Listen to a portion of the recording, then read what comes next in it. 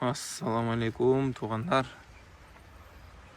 Bugün bir robot yıkandın nemesindeyiz. Daçasının nemesinde. Emgeginde görüp oturabız. Bu robot. Day болады. Assalamu alaikum. Assalamu alaikum. Ahmad Taqsir, qandaysiz? Özüm. Жақсыбы? Ahmad Taqsir, бұл biz qaysi жердебиз азыр? Не деген айыл? Biz Жалал Ата обласы, Базаркоргон району, 1-май айылы. 1-май Базаркоргон. Анан бул эмне сорт мына алдыбыздагы? Не кызыл? Кызыл болгондо пышып калганбы же эмне деген? Жок, мына карайгандар, пышкандар. Булар пышка дайланып аткандар. Булар бүткөн, аны баарын эле. Эми Терилгендер, булар уже. терилгендер. Не деген сорт бул? Ош Жозеф деген сорт. Сорт. Урожайы. Несі менен жакты сизге бул? Бул сортту жаккан тарабы.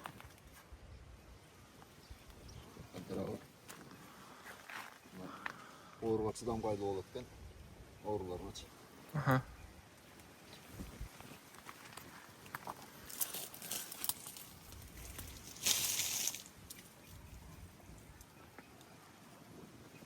Şimdi daha başka. Şimdi средний экен. Это көп эмес. Bunun артыкчылыктары эмне, минустары эмне? Минустары эми биз өзүбүздүн регионго карап айтайын. Бизде кеч пышат экен дагы. Ал мисалы чүйдө эми пышып аткан болсо, бизде бул дагы массадан чыгат экен. Биздин акчес, лактейлер массадан чыкты уже. Чыкмак деп түгөдү. А булар эми пышып атат. Лактей менен начес түгөндү полный. Ооба. Бүгүн канчанчы число? Серин бардан.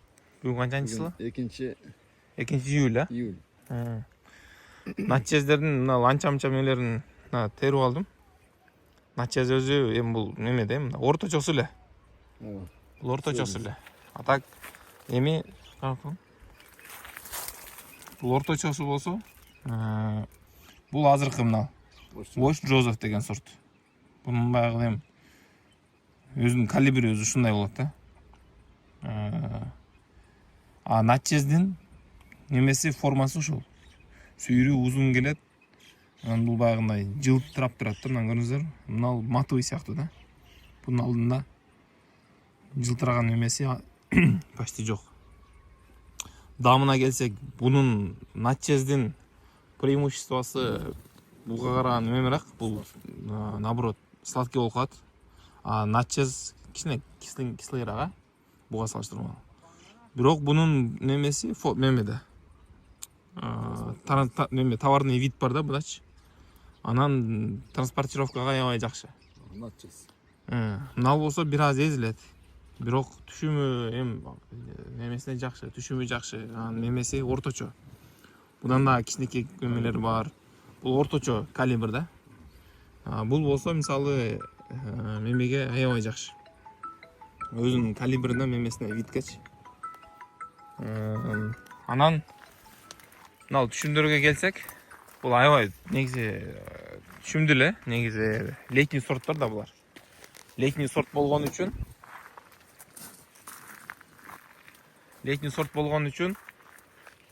буларды эме кылышыбыз керек да. Кышында жабышыбыз керек бир мемеси. Сиз жаптыңызбы кышында? Жок, биз тарапта жаппадык. Сиздерде баягы суу өтө эме болгон үчүн жаппадыңыз, Ооба. Бүгүн терилеп саат 5 болуп калды. Бул ошол эле. Ош Жозеф. Ооба.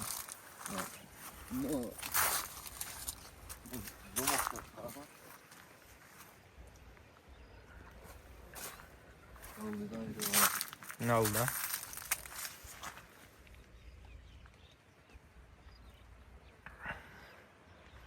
Эми түшүмдүүлүгүндө сөз жок. Бул бирок меме да, чынына келгенде мына летний сорттордун орточолу мемеси багындай. Аябай укмуштуу түшүмдүү деп меме дебейбиз. Айта албайсыз. Бирок неме түшүндү эле булар. Өзү летний сорттордун бардыгы эле ушундай келет. Жүзүм бунун алдында эс алып калат да мындай элеш. Летний сорттор. Анан булардын тикенеги жок болот. Тикенеги жок. Терилгенде жеңил болот. Тикенеги вообще мемеси жок. 1 грамм тикенеги жок. Кучактап жатасыз. Анан мөмөнүн чоңдуктарын караңыздар. Мөмө жеңил үзүлөт. Мына колумда баягы эле начес. Анан бул неме. Начести эмнеге үзүп алганымдын себеби бул элдер көп эле таанып калды, билип калды да. Бул өзүнүн немеси менен башка сорттордон формасы менен айырмаланып турат. Анан бийик аябай бийик өсөт. Мынага жетпей эле каласыз да. Кескем үстүнчү. Үстүн кеспегенде Кете берет да. кете берет. Бирок мына айтып кайра кайрылып чыгат. Мына көрдүңүздөр да. Мына 3 меме катар эме кылган, ызын тарткан. 3 катар ызым. Ошо 3-чү 2 метр болуп турат, а? 2 метрден кайра кайрылып түшүп, мынакей. Ийилип, салаңдап, жерге илинип калган. Мына асылып калган. Мыналар терилгендер мынакей. Терилгендер. Булар уже терилип, меткен үчүн кайра уже бийиктеп мындай эме жок да уже. Масса жок. Көтөрүлүп калган. Ошого туугандар, бул Вош Джозеф деген сорт. Вош Джозеф деген сорт. Эми Муну бир экспериментте учун кеспесен таштадым эле. Мындайдан жерге чейин ушул 2 метрге чейин жакшы болот экен дагы. 2 метрден кийин майдаланып кетет экен. Сөзсүз түрдө учтары кесилиш керек экен. прищипка кылыш керек да. Булар биринчиден өзүңүздөргө неудобно болот. Аябай питанияны жакшы бергенде деле, мисалы баягы жок мөмөлөрүн чоңойтуп алам десеңиз, деле неме болот. Кыйын болот.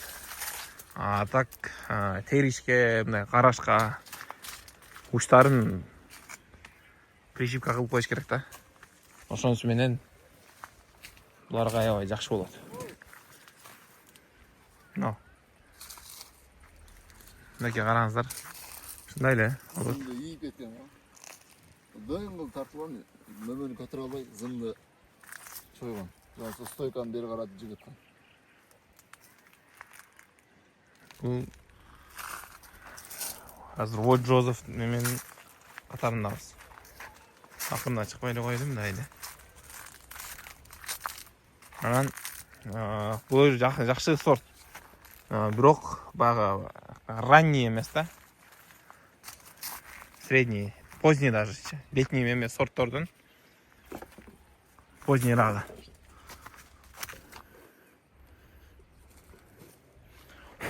Бул баягы Лахнестен даже бир аз кечирээк эме берет. Жок, Лахнес менен бирдей эле пишти. Лахнестен бир аз болсо да меметилет да, айырмасы бар. Иште ошо Лахнеске меме болуп жакын болот.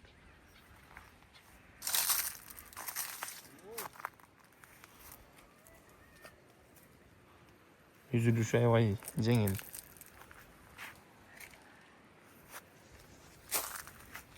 Ошо анан эмген мемелерди айтып коебузбу? Плюс минус минус эмне? Минусу биздин Жалал Абад регионунда эме прием ар жерде ызбыт проблема болот. Ызбыт бизде мисалы начездер башталганда мен 410го чейин саттым. Андан кийин булар пышып баштаганда 350 болду. Массага киргенде уже бизде 250ге түшүп кетти. Ошонго эрте пышпаганы бир минус экен бизге. Плюстары эле мындай ору сыркоодон узак болот экен. Көп орой берет. Орой берет экен. Неменин туугандар эми баягы азыр ушул неме жөнүндө айтып берейин деп атам эле. Тактика боюнчачы негизи. Кандай тандаш керек, эмне кылыш керек. Мисалы Жалал Абад бул базар коргон ысык жерге кирет да, мындай. Ысык жерлерге кирет. Көп нерсе эрте пышат, туурабы? Сиз ошо ультра ранний сортторду тигип туруп, кымбат булардын немеси азыр деле бүгүн экиси болсо баасы жакшы эле да. Бир 200'дүн тегереги. Баасы жакшы эле. Сиз азыр бирок начезди терип бүттүңүз. Начез бүтті. Вообще почти жок да. Зорго неме издеп жүрүп таппасаңыз, а так жок почти эмес.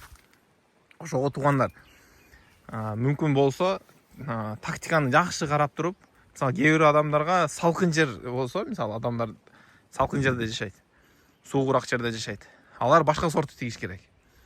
Же болсо бирөө мисалы Бишкекте мисалы орточо эле, өтө да эрте эмес, кеч эмес. Ал башка сортто тандаш керек.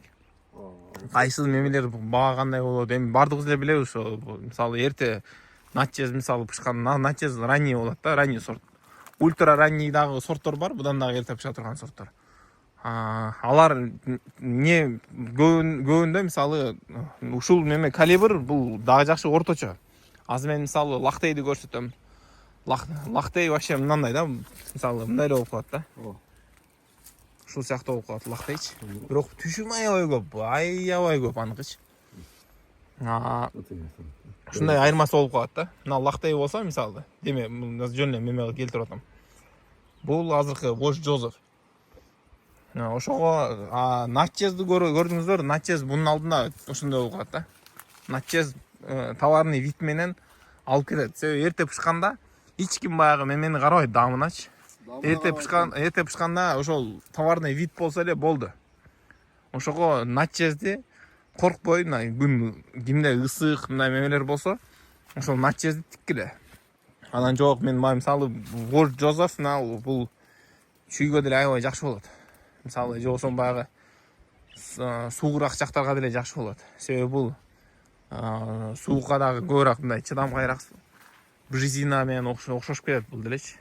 Себеби биринчи жыл бир нерсе айтып атайын. Мен биринчи жыл эч кайсысын тоскон эмесмин да. Менде 4-5 сорт бар. Ошолордон эч кайсысын жапкан эмесмин. Жаппаганымда начези үшү калды. Мына Вош Жозефти небеса могут подождать лохтейди эч нерсе болгон жок. Бирок начез үшү калды. Анын кураганда көп шактары курап кетти. Ошол сыяктуу булар суукка чыдамкайлуу экен. Ошол жүгүсү ошол экен. Ушул менен Бризин деген сорт. Булар Бризина бирок будан эрте пышат. Ал ультра ранний сорт. Немеси менен анын плюсу ошол суукка чыдамкай. Бул деле ошо. Суукка чыдамкай. Бул бирок средний созревание. Орточо ченемде пышып баштайт. Анан мемеси мындай жалпы келгенде плюс жактары көп. Анан өзүңүздөр ошо тактиканы тандаңыздар. Азыр бул биз Вош Жозеф жөнүндө сөз кылып бердик. Баардыгыңыздарга берекелүү түшүмдү каалаймын. Кимдер ниет кылып аткан болсо кылгыла. Жана бул ал эми кимдер кылып аткан болсо ошолорго түшүмдөрүнө береке каалаймын. Аллах таалам баардыгыбыздын жашообузга береке берсин.